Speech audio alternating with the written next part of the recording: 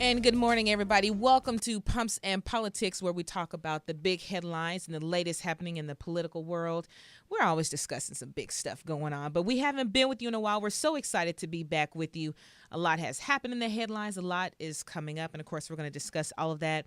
There's some big races that are panning out here. Nashville, of course, is the capital of Tennessee. That's where a lot of the politics happen. We're the home base for politics here. So we have a lot of races coming up. And we have a special guest with us on today. She's going to be calling in. She's a political insider who's been inside of a couple of campaign camps that won. So she knows all the ins and outs, how to stand out, how to win, how to make it great, and all that good stuff. And now back from our break, we had to take a little break. You all get a break. We need to take a break. We have with us Jasmine Scarborough, our engineer, who is with us today. Hey, Jasmine. Hey, how are you all today? Well, how are you? How was your break? I heard you were caught in some snow traffic when you went home. Yes, actually on my way back to Nashville, we were rerouted due to the polar vortex, and that was the regional area of Chicago, Michigan, Indiana. Right. But yeah, we were actually rerouted to St. Louis. It was only supposed to be a 40-minute flight. We got stuck in the air for 3 hours, as well as rerouted. Really? Yes, rerouted to St. Louis for 48 hours. Where I went past 4 delayed flights and maybe 3 canceled flights. And I finally made it to Nashville. That's scary. Did they put you all up anywhere? Yeah, but the thing about it was they didn't accredit us till like 2 weeks later, and that first day I had to pay for a room. They gave us a discount instead of just a free room because it was so many flights. It was over 4,000 canceled flights the first night. Wow. And the second day it was, I have no idea, because by that time I was trying to get out of there. I hear. Well, no doubt. Welcome back. And I know we were talking a little bit earlier. You're from Detroit. That's where you went. And I went to visit my best friend in Detroit. It was before the big snow. It was after one, but before the big one. And that 30 degrees in Detroit is very, very different than 30 degrees here in Nashville, Tennessee. And I had my cute coat. I brought my coat. We called it Olivia Pope coat. Oh. Honey, I was sharp. I was ready for him. It was a nice coat, had my boots and all that. And when I got the plane, my best friend, she laughed at me. She was like, that coat is cute and all, but I have one at home that you can wear, a real, like a grown-up coat. Like you need the Arctic coat. Yes. 30 degrees in Detroit is very different than 30 degrees in Nashville. It went straight to my bones. I was in that pain. is the difference here. But I'm not gonna lie, me coming from Michigan, I do, for some reason, I don't know if it's because of the wind or what, but I feel when it's cold here, it's a different type of cold, like you said. But at home, we have like a quiet cold, and it could be because my body's already adapted to that. It's okay Quiet for me to cold. walk out with a pea coat as long as I have your chest and your ears covered. Yeah. You don't And feel some socks that. on. Yep, and some double socks. Maybe. Yes. That quiet coat, that's the one But it's that'll like, get you. that's what you hear outside. Oh, Lord. I can't. That's the sound of folks dying from that cold. But anyway, we're excited to have you back, and we have a new producer. We're going to do a more formal introduction of her next week, Alicia Bailey. We are excited to have her on board. Again, a lot of changes happening. The bench press that used to be the hour of power. That's how Scott says. That's my husband. Lead host of that show. Is now the 2 hours of power. So from 4 to 6 every Monday, and then we re-air it on Tuesdays from 3 to 5. Of course, you can listen to it at WTN Tribune Radio. Speaking of the Tribune, the Tennessee Tribune, our parent company, be sure to pick that up every Thursday. Hits your newsstands every Thursday, or you can visit the paper online at tntribune.com. And we have a lot of really good news coming through the Tennessee Tribune. So, of course, be sure to support that. Visit us on Facebook and on Twitter. Keep up with us. But this morning, not only do we have Jasmine back, y'all, not only do we have a new producer for y'all listening, but I have a very special guest with me in the house today, Miss Andrea Klein-Thomas, who some of you all may know her name. If you don't know her, you will be so glad that you met her this morning. She is a news reporter for News Channel 5 here, a CBS affiliate, the leading news station here in Nashville, Tennessee, and one of the leading stations, news affiliates in the country. She has made great gains in her career, very successful. She's done a lot. But how has it been for you being an African-American in this industry, being a Black woman in this industry trying to make it? I think just with any industry, it's a balancing act. It's a balancing act because you don't want the stereotype when you're being assertive, you don't want that to be considered angry, because you're being assertive. But at the same time, you can't get caught up in that. I'm just going to be myself. It comes down to, it's a performance-driven craft, and sometimes you get caught up on perfection, but when I decided I'm just going to be me, this is who I am, and I'm just going to present myself that way because that's what I can be consistently, things opened up a lot faster when I just said, here I am. Yeah. And there have been, it's not always easy because No. there have been times when, I've been in the newsroom and there's been a job or something that I wanted, and not saying that this happens all the time. Right. But, when myself or a couple of other African Americans have applied for the job and, we don't get it for whatever reason. But right. then, to have someone else, of another race to be hired in and hired over you.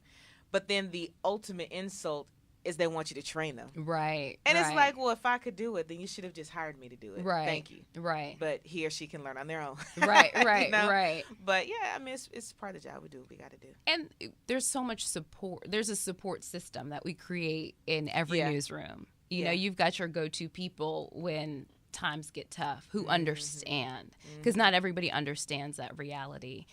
So that's great. And then just a faith that what is for you will happen. Yeah. And so just in those times when it is difficult and you're like, this is just not fair, you just understand that that's just not what is mine, I'll get. Right. And can't nobody take that away from you. No, not at all. Oh, we know that story. Well, anyway, again, welcome to the show. I'm just having the funnest time. Yeah, with this you. is so fun, Harriet. It's This like, is great. It's like pillow it's talk, girl talk, but, yeah. on the radio. It's, Yeah. it's great. We love it. Well, we're going to have some more talk, really good talk. Right after the break, we're going to be talking with Pam Howard, and a political insider who's going to share her perspective on some of the races going down right now and what is likely happening inside their camp. So be sure to keep it locked right here. We'll be right back.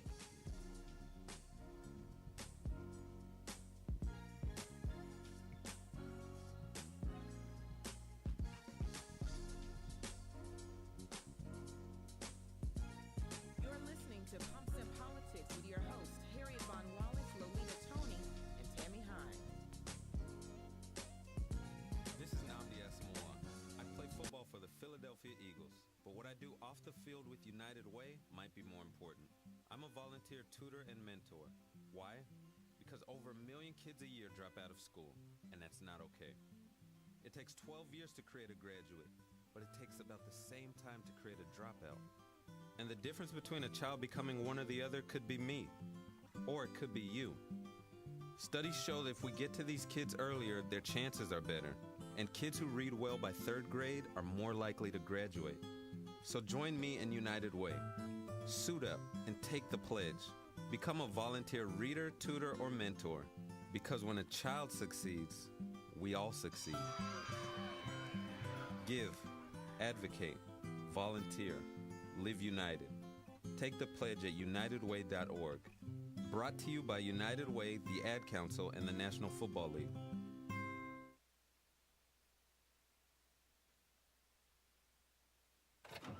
So glad we left that stupid party. No joke.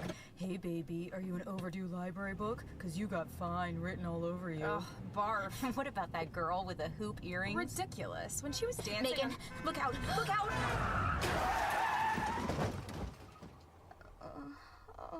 Oh my god, Becky.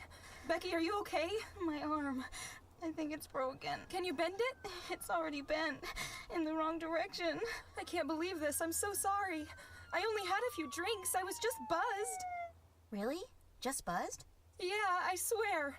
Well, in that case, my arm is fine. Ah, that's better. You're really okay? You're serious, Becky?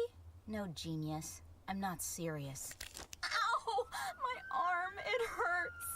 Buzzed driving. Maybe we should stop acting like it's no big deal. Buzzed driving is drunk driving. A public service announcement brought to you by the U.S. Department of Transportation, the Ad Council, and this station.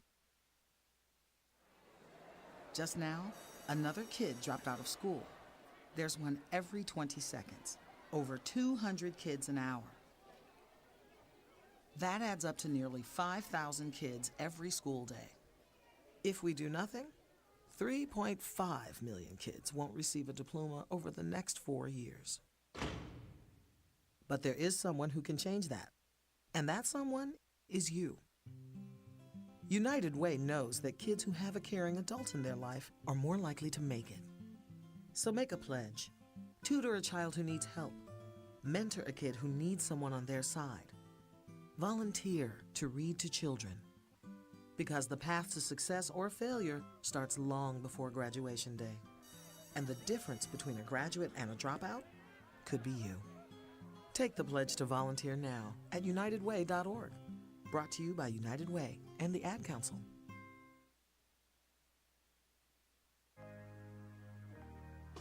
All in together now. We can make it better now. Come on, can we do it? Yeah, you know that we can. We rope it up, 'cause we know how to jump. We roll it out, 'cause we know how to skate. We'll cut it down, 'cause we know what to eat. We'll swap it out. We eat healthy stuff. Can we do it? Yeah, you know that we can. Can we do it? Yeah, you know that we can. Yeah, well come on. Today's a good day to grab your kids and hang out with them for an hour. Dance, walk, play a sport, or cook a healthy meal. Because just moving a little and eating better every day can help make you and your child healthier. Can we do it? Yeah, you know that we can. We'll ball it up, 'cause we know how to hoop. We'll mess around, 'cause we know how to play. We'll drop it down, 'cause we know how to dance. We'll veg it up, veg night and day. Can we do it? Search We Can online to find doable tips and activities that you can use every day to keep you and your kids healthy. Remember, that's We Can. A message from the Ad Council, I'm so glad we left that stupid party. No joke. Hey, baby, are you an overdue library book? 'Cause you got fine written all over you. Ugh, barf. What about that girl with the hoop earrings? Ridiculous. When she was dancing... Megan, look out! Look out!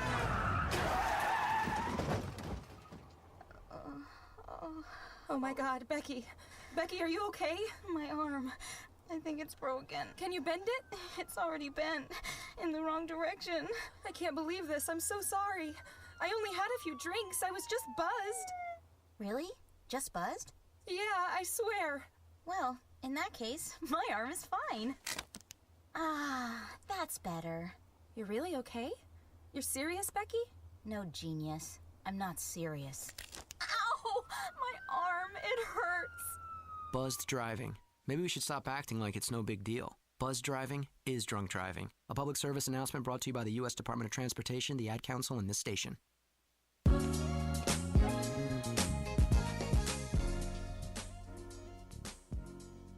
welcome back to Thompson Politics. We're, of course, talking politics, and with Nashville being the capital of Tennessee, the capital city, there's a lot. It's getting down and dirty. It's getting down and dirty here. So we're at the height of election season. Well, of course, we have different peaks, and we have a lot of pretty big races coming up. But the big one that's cropping up is the one where people are going up for a number of judge seats, 30 to be exact. 30 judge seats in Davidson County are up for grabs. So there's a lot of movement on that. The primary elections for the judicial positions, as well as court clerk post, sheriff, district attorney, and there's some other offices in there, will be May 6th. And the winners of the county's Democratic primaries usually go on, that's according to the Tennessean, they usually go on to the August general election, sometimes by default. And, of course, there's a lot of noise being made by the Republican Party, which we know has been trying to figure out exactly who they are, what they are, how they sound, who is their base, because that's shifting. Right. There's a lot of movement there, and that their foundation was cracked, as we saw with the first election from President Obama. Right. We saw a major shift, particularly in the Hispanic community, which has been part of their stronghold there. Now, according to the Davidson County Election Commission, their records show that 61 people, this is for overall, for all the seats that are open, 61 people have picked up qualifying petitions for the primaries. Only 28 so far have qualified. Now, the deadline for people to file their qualifying petition is going to be noon, February 20th. And so far, get this, none of the 28 official candidates are Republican. Oh, wow. So this will be very interesting. So, and then also all but 4 of those 28 petitions, qualifying petitions that have been filed, are for the judgeships. So this judge race is big. It's really big. And for history's sake, we have, I believe at last count, it was, I know 6, I believe there might be 7 now African-American women running for those judge seats. Yeah, and that's historical. But now one thing to note about that, none of them are running for the same division. So they're not running against each other, but they're all running. So we're seeing a lot of history, and that's the wonderful thing about politics. Every time there's always history in the making that we get to witness. So a lot happening there, a lot to talk about. We are joined by a wonderful woman, a very good friend of mine who I miss dearly. She left me in Nashville and she moved on to Colorado. But Pam Howard is now joining us on the phone. She has led 2 very successful campaigns here in Nashville. She led the campaign for Representative Harold Love Jr., who is representing District, I believe it was 58. And also Councilwoman Jacobia Dow, who is out in the Antioch area. Pam, we are so glad to have you with us this morning. Welcome to Pumps and Politics. Thank you, ladies. It is a pleasure to be with you this morning. How's everyone? Great. Wonderful. We're so wonderful and happy to be talking with you this morning. And Pam, I wanted to have you on.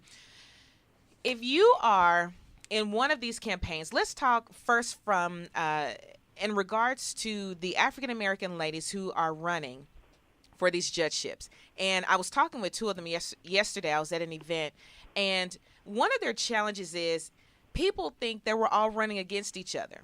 And, you know, when you mention a group of African-American women or a group clumped into some other, racial groups, a lot of times you kind of cancel each other out. So if you're inside of one of these campaigns right now, Pam Howard, the winning political diva, is on one of these campaigns, what would you be doing to help your candidate? How would you help your candidate to stand out? Well, the first thing I always tell my candidates is be true to who you are as a person. There's a perception sometimes in politics that, oh, you're a politician, quote unquote, and therefore you're on all the time, and this is not really who you are. But I find when people are their authentic selves, and they really tell people why they want to run and be very open about their backgrounds and exactly the passion, why they want to fill this seat, I think that serves as kind of, as they say, sunlight is the best disinfectant. When you're true to yourself, then people see that and they want to vote for you. Gotcha. And, when your most recent campaign was with the now Representative Harold Love Jr., who his father, for those in Nashville, if you know the history, his father is part of political history here in Nashville, serving on the first Metro Council here, and went on to be a representative. And, of course, no doubt Harold is following in his footsteps, and you were a part of his campaign. But this is, I believe, is going to be the most similar case to what we're dealing with now in the judgeships. He was up against give me her name again. Was it Pruitt? I believe it was. Yes, Mary Pruitt. Yes, he was an up incumbent. Against, yes, she was the incumbent at the time, and then of course you have which we really don't give a lot of thought to, but when you have the 2 African American candidates against each other, they kind of cancel them out. How did you battle that in terms of don't look anywhere else? Look here to my candidate.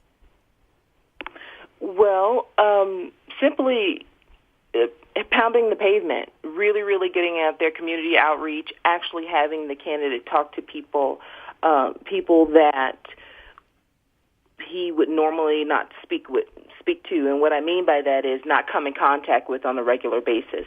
So our team, there's a guy at the bus stop, and we're striking up a conversation about the election, getting to know him a little bit more. Oh, well, his mother and his grandmother are regular voters and vote in every election. So, okay, well, Representative Love, or at the time candidate Love, let's go and visit. And let's have a sit down with these ladies and see if we can get their votes and what their interests are and what their passions are, and not to just rely on your father's name, because he laid a great foundation for you and for the city of Nashville, but people will be voting for you as an individual. So we need to let your light shine as an individual to come up. And then what about Councilwoman Jacobia Dow, who she, some people knew of her. She wasn't a stranger, but she has some challenges in that area for people who have become comfortable with their council person beforehand. She really had to get her name out there and not only get people to know her, but to feel comfortable with her. So if you're one of these candidates and you're not as known, you may be well known kind of in your circle, but when you have to reach out to the broader population, how do you get your name out there? What do you do? Buy commercials? Do you put up your Facebook page? What do you do? There is basic marketing, basic branding, basic demographics. Politics, we come up with all these formulas of the people who may vote, who may not vote on a regular basis, and we try to seek those people out. But at the end of the day, it is basic marketing, and it's making sure that your brand is known and your brand is consistent, and that brand lies true with who you are as a person, because you're being watched 24 hours a day, and people know who you are, but they also need to know not just your credentials and your foundation, but truly what's your plan, and not a whole bunch of superfluous big words that people may not understand, but speak to people on their level and explain to them, hey, this is your community. I understand this is the concern. Be knowledgeable about what's going on in the community.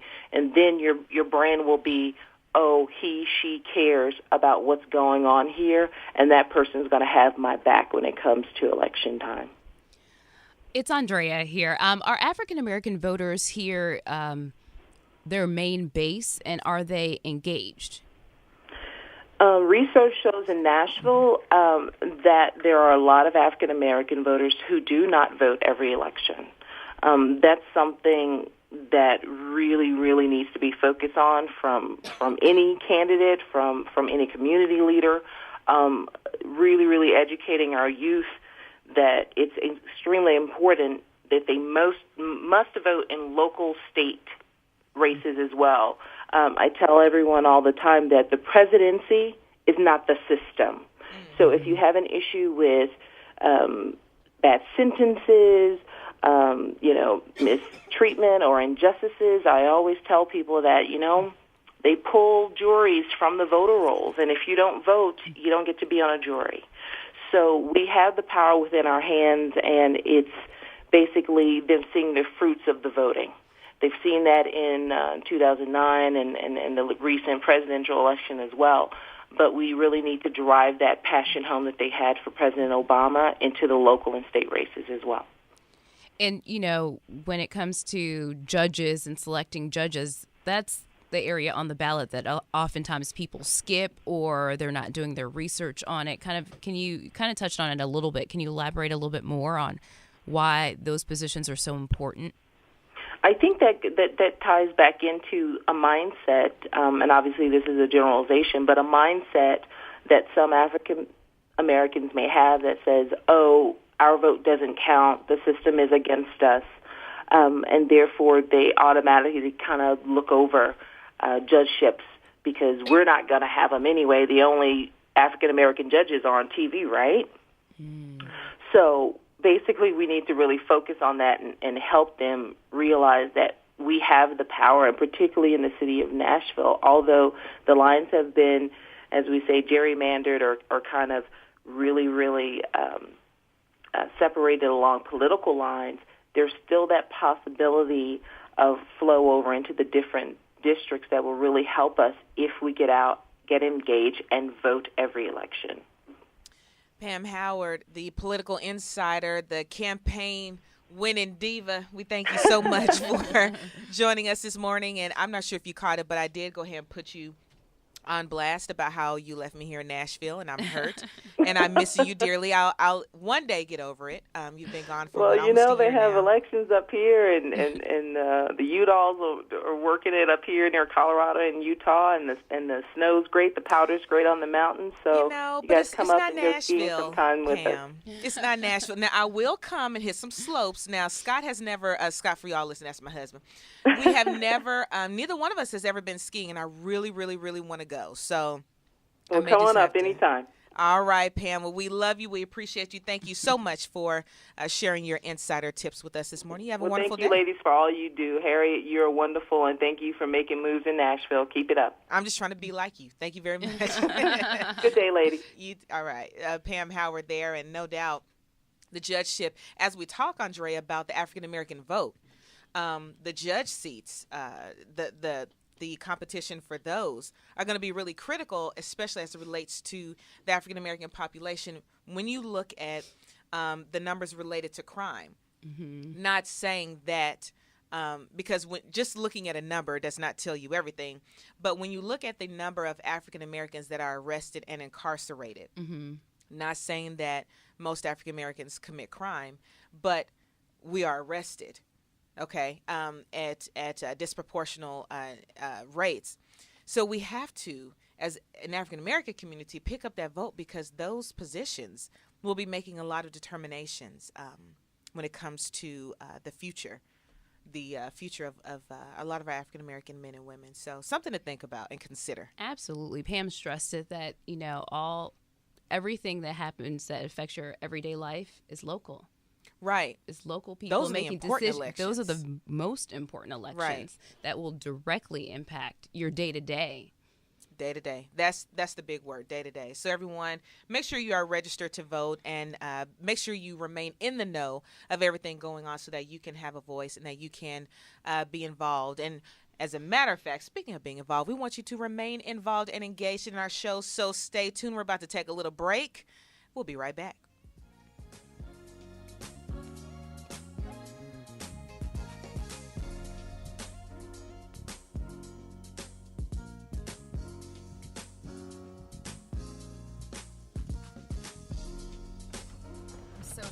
That stupid party. No joke. Hey, baby, are you an overdue library book? Because you got fine written all over you. Ugh, barf. What about that girl with the hoop earrings? Ridiculous. When she was dancing... Megan, look out! Look out!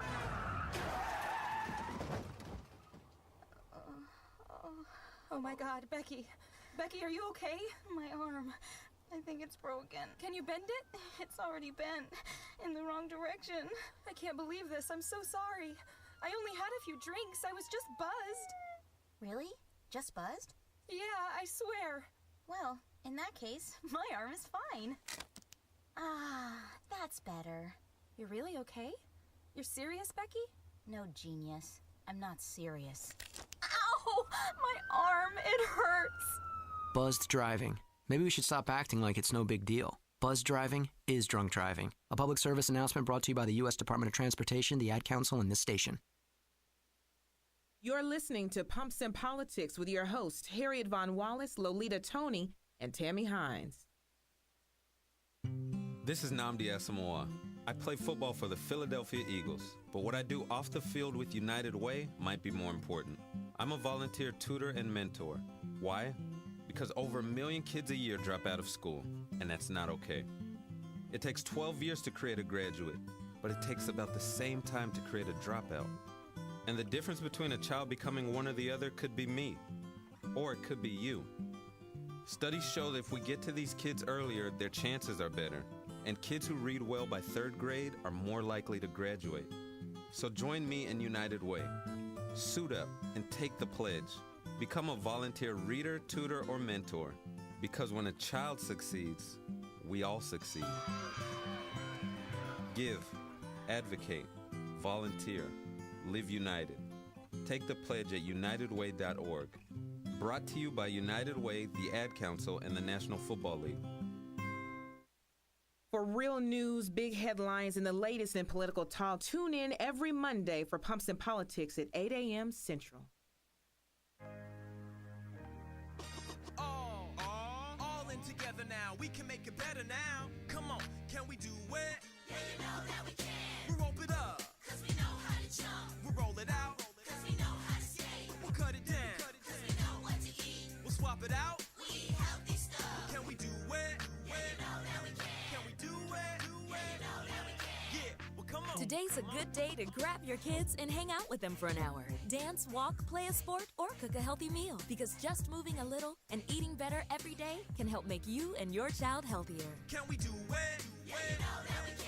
We'll ball it up, cause we know how to We'll mess around, cause we know how to play. We'll drop it down, cause we know how to dance. We'll veg it up, and dance. Can we do it? Search We Can online to find doable tips and activities that you can use every day to keep you and your kids healthy. Remember, that's We Can. A message from the Ad Council, HHS, and NIH's We Can program.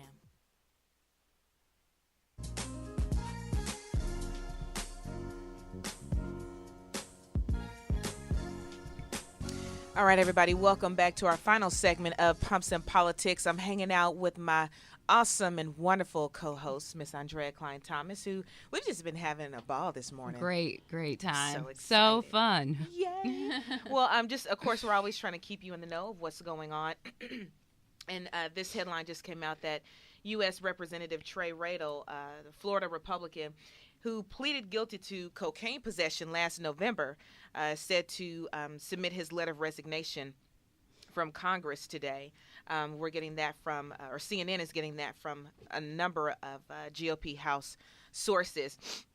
Now, the first-time congressman was caught buying cocaine from an undercover federal agent in Washington and spent nearly a month in a substance abuse program in Florida. And he has, upon returning to Capitol Hill, submitted his apology.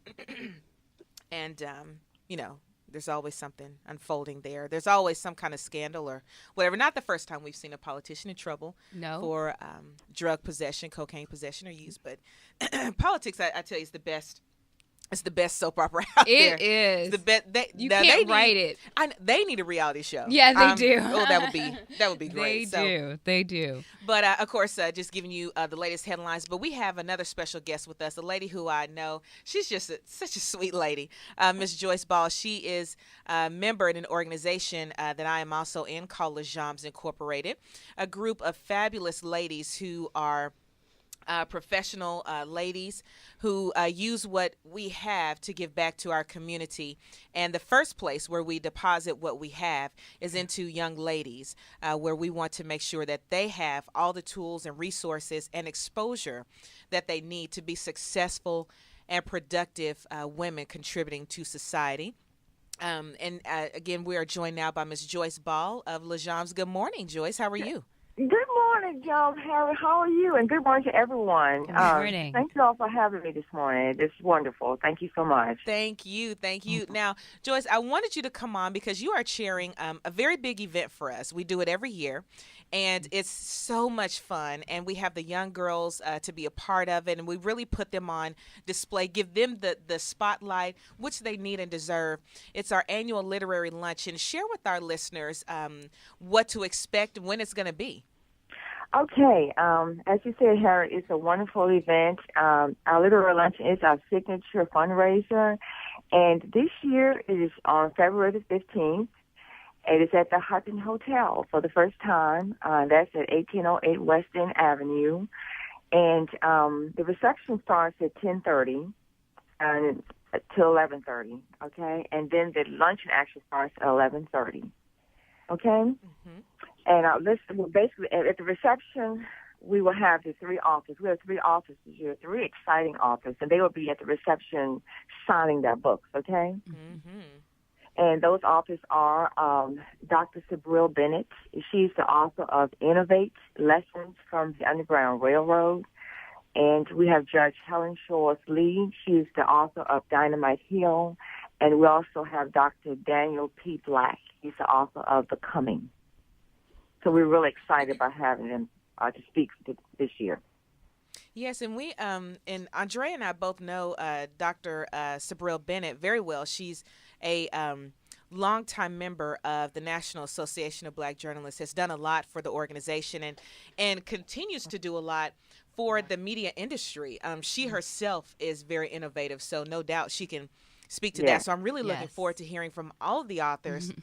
And we do, with LeJambs, have a special place in our hearts for those of the arts, whether they write, actually create in terms of drawing, painting. So don't sleep on the arts. It's very valuable. Right, exactly. And Joyce, also share with them, because where we put a lot of our value is in our young girls, but they're going to have center stage. So share with our listeners a little bit about what the ladies will be doing during the event.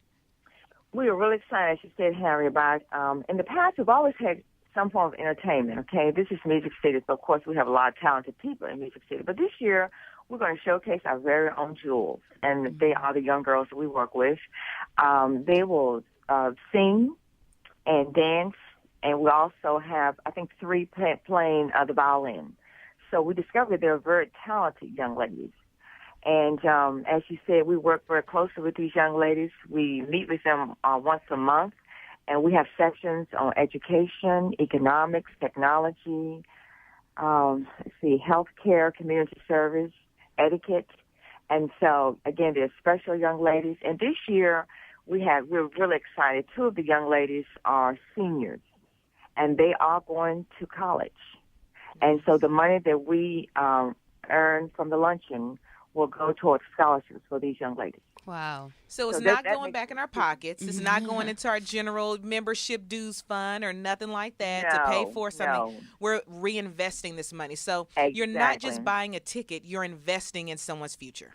Exactly. If you buy a ticket, you're helping to send young ladies to college who may not get to go to college, okay? So it's really important that you come out and support us and also enjoy. We have 3 fantastic authors, as I said, and you'll get to see our young ladies singing, dancing, and playing instruments, okay?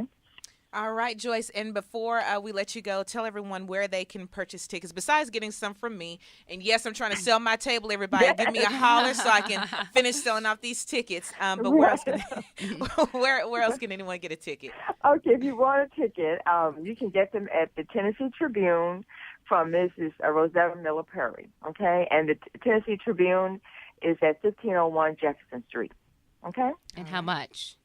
They're $45. Okay. Yes. And you get a nice luncheon, by the way, also. And also, if I may add, the attire is African if you choose to wear African attire, okay? But we will be dressed in African attire, all right? All right. Joyce Ball, Joyce, thank you. That sounds so elegant. It sure does. Thank you so much for spending a few minutes with us this morning. And everyone, buy your tickets. All it costs for you would be $45 to send someone to college. That's a very cheap payment on tuition. Yeah. Come on. So everyone, invest in our young ladies because they will be the ones taking care of our community as we age. So invest, and come see us on February 15th. Jam, Joyce, thank you so much. You have a wonderful rest of the day. Thank you so much, John Harry, and thank you for having me. I really appreciate it. I look forward to seeing you all at the luncheon, okay? All right. Take care. Take care. Bye-bye. Bye-bye. All right. Now, we are a little bit over time, but we have to get this part in, though. Now, this is my favorite part of the show, aside from the show itself. My favorite part is this portion that we call Round Robin. Okay. Okay. Now, that's where I'll throw out a couple of headlines, and you give me your thoughts. Okay. Real quick. Okay. All right. So we have just a couple. Some are a little heavy. Some are not. Okay. We have the first one up. There's a woman. I forget the city. Let me open this up. There's a woman who was pregnant, and she was on. I believe she was 8 months. Was it 8 months pregnant? And she was taken off life support. Of course, there's no doubt a lot of controversy about that. A lot of going back and forth about that. Your thoughts about her being taken off the ventilator? Oh gosh, it's ethical. It's moral from her family just wanting to keep her alive to doctors saying that she's not alive anymore. So that is a very tough one in terms of what you can and can't do, what you should and shouldn't do. But my heart breaks for that family that has just been holding out hope that maybe she'll come around, and now they're having to come to grips that they're going to have to bury her. Yeah. So it's a tough decision, such a tough decision. It's hard. It's hard. To play God. Yeah. Anywho, all right. In other news, Mayor Carl Dean, who is in the last 18 months of his second administration or second term, and of course he's terming out. Now there's speculation: what's he going to do? What's he not going to do? He could run for governor, which some are thinking that he might do. But so far, no word on what he's going to do. Where's he going to go next? Your thoughts about the secrecy? Because, every time there's like, oh, I have no plans. The next thing you know, here's my big campaign. Your thoughts about what his next steps might be? Mayor Dean's very smart. He's a very smart man. And I think that politically, it's probably best for him not to say anything or hint about anything until he absolutely has to. If he was seeking a higher office, he is setting a very strong foundation to do that and say, this is what I've done, and to run on all of these new buildings that have been built during his term and all of this multi-million-dollar investment that's been poured into Nashville under his tenure. He's making a name for himself. He's not going to go away, though. Yeah. I think we don't know where he's going. Yeah, we just don't know where he's going. I think we should expect that he's going to be doing something. We just don't know what that is yet. Gotcha. Mm-hmm. All right. Speaking of, we don't know what you're going to do next. Justin Bieber, the Biebs, really arrested for the egg drop.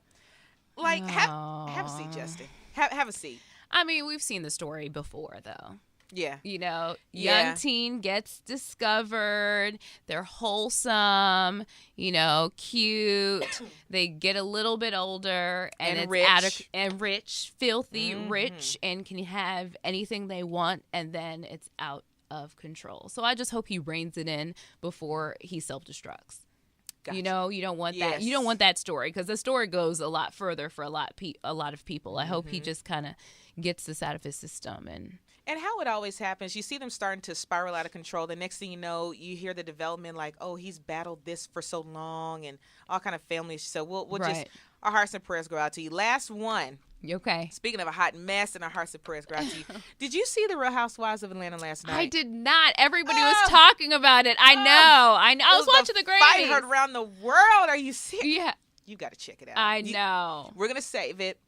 Next time you come on, and yes, we're speaking to existence, you have to come on. Yes, I don't I'll care be if back. it's next year sometime. I'm going to ask you about this fight. Okay. I can't. All I have to say is catch the rerun or look online for that fight. What did you think? Tell me. That, okay. I believe that the producers paid Nene to get stuff started, because she was just, as they said in the little interviews last night, she was on 10. She was way extra. It was a setup from the jump because of all the people that they had in the room, everybody who had beef and everything's coming out. I do not blame for once. I actually like Kenya, and I'm siding with her on this one. It was not Kenya's fault. Mm-hmm. First of all, Nene brought it up.